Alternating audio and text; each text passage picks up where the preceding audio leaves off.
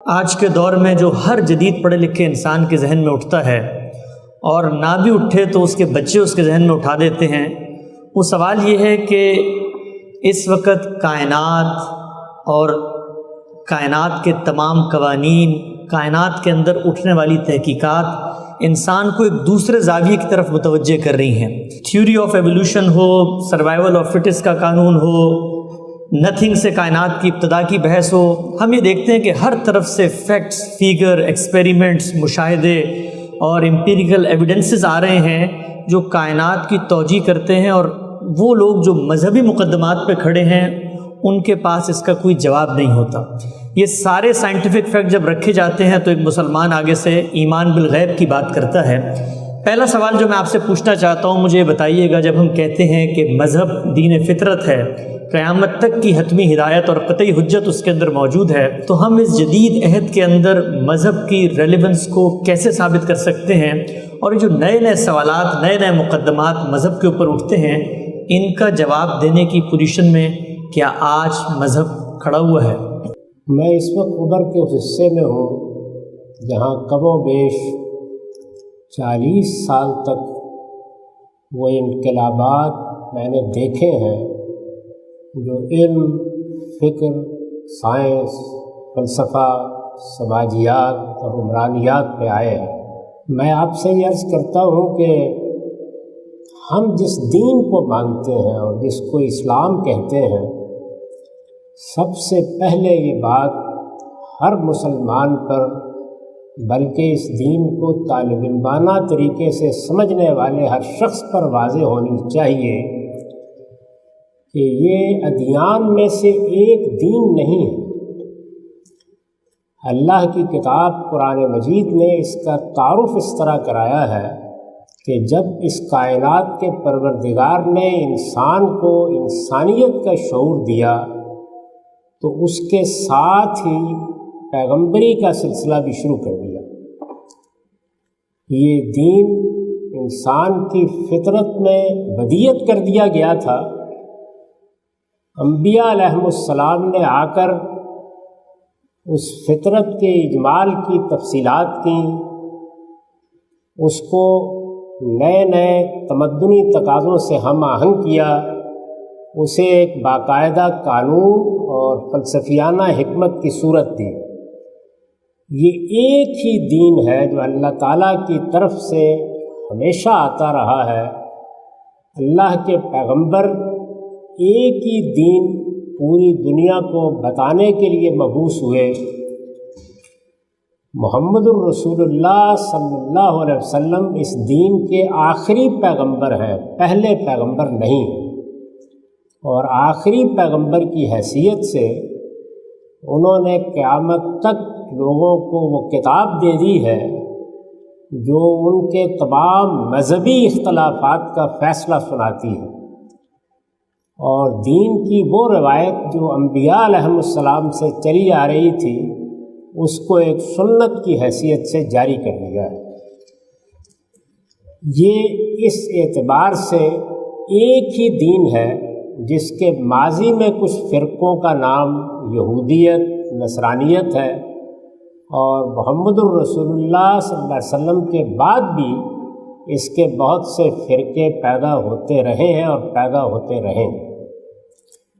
یہ جو اس دین کا مقدمہ ہے، اس کو سورہ روم میں قرآن مجید نے یہاں سے اٹھایا ہے کہ نہ یہ کوئی اجنبی چیز ہے جو آسمان سے آ کر لوگوں پر ٹھونس دی گئی ہے، نہ کوئی ایسا حکم ہے کہ جو ان کی فطرت کے خلاف انہیں دیا گیا ہے، بلکہ فطرت اللہ التی فطر الناس علیہا، جو انسان اس کائنات کے پروردگار نے بنایا ہے، یہ اس کی فطرت کے تقاضوں کے بالکل مطابق خود بنانے والے کی ہدایت ہے۔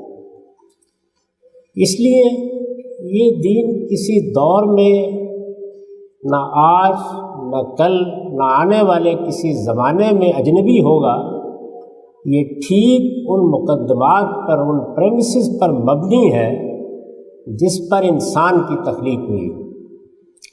اب اگر آپ انسان کو دیکھیں تو دنیا میں اللہ تعالیٰ کی بے شمار مخلوقات ہیں، گنی نہیں جاتی، ان میں انسان کا کیا امتیاز ہے؟ اگر آپ اس کے جسمانی قالب کو دیکھیں، یہ جو جسم کا پیرہن ہم نے پہنا ہوا ہے، تو اس میں اور حیوانات میں کوئی فرق نہیں ہے۔ بہت معمولی درجے میں آپ کہہ سکتے ہیں کہ کچھ چیزیں امتیازی ہیں، ورنہ یہ حیوانی وجود ہی ہے۔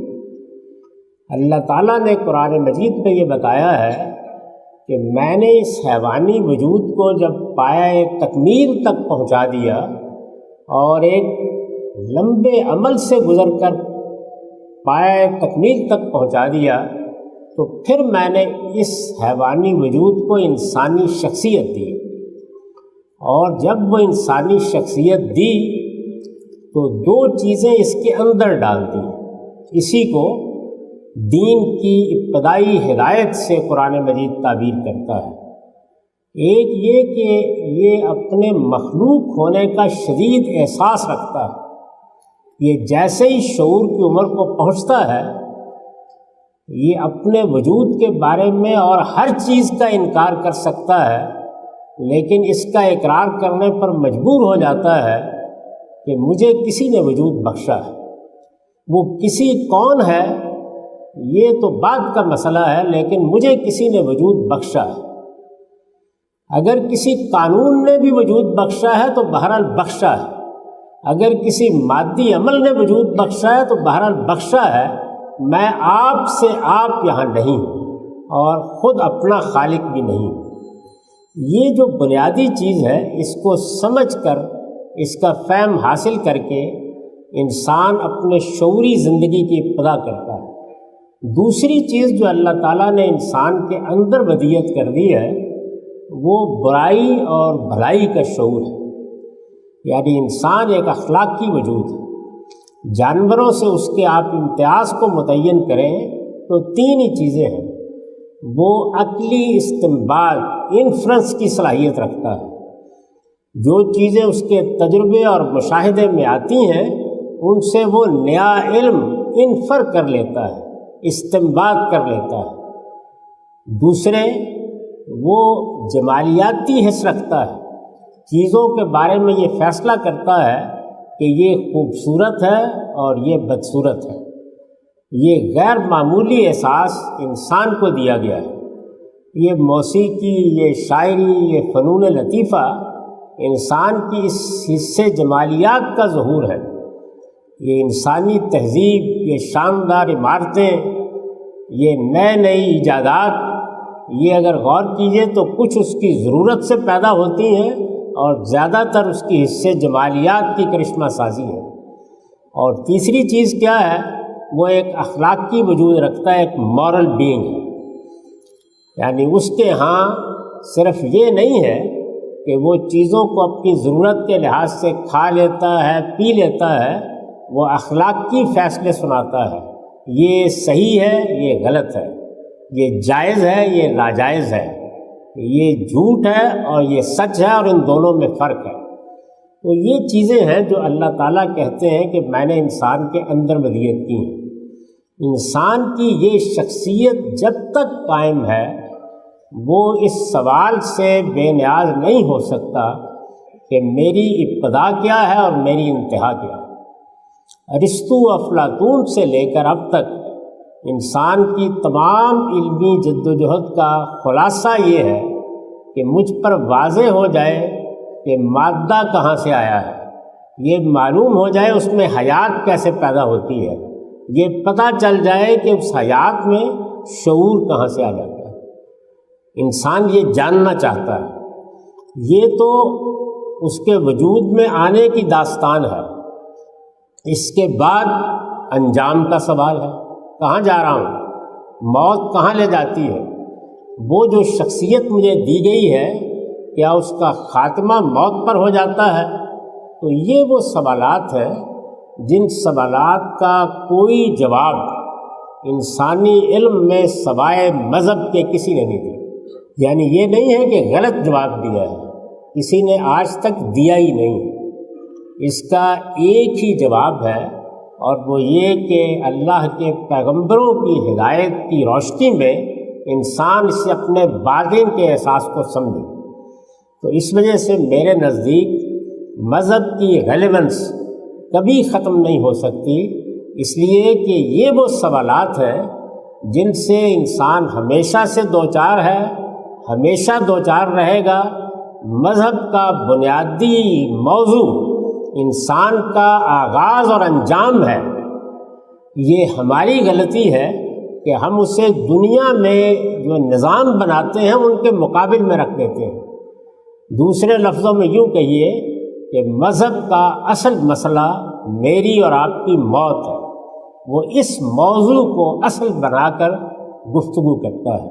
اسی لیے انبیاء علیہم السلام کی پوری تعلیم کو ایک لفظ میں بیان کیا جاتا ہے، اور وہ لفظ ہے انذار۔ وہ خبردار کرتے ہیں کہ لوگوں، یہ دنیا کی زندگی عارضی ہے، تم سب کو ایک دن اپنے پروردگار کی بارگاہ میں حاضر ہونا ہے۔ یہ حاضری کیسے ہوگی، اس کے لیے کیا تیاری کرنی ہے، یہ مذہب کا موضوع ہے۔ اس کے مقابل میں کوئی دوسرا فلسفہ، کوئی دوسرا نقطہ نظر سے موجود ہی نہیں ہے کہ اس کے اوپر کوئی گفتگو کی جائے۔ تو مذہب کی ریلیونس کبھی ختم نہیں ہو سکتی۔ وہ فطرت کا تقاضا ہے، جس موضوع کو موضوع بناتا ہے وہ میرا اور آپ کا سب سے بڑا موضوع ہے اور سب سے بڑا مسئلہ ہے۔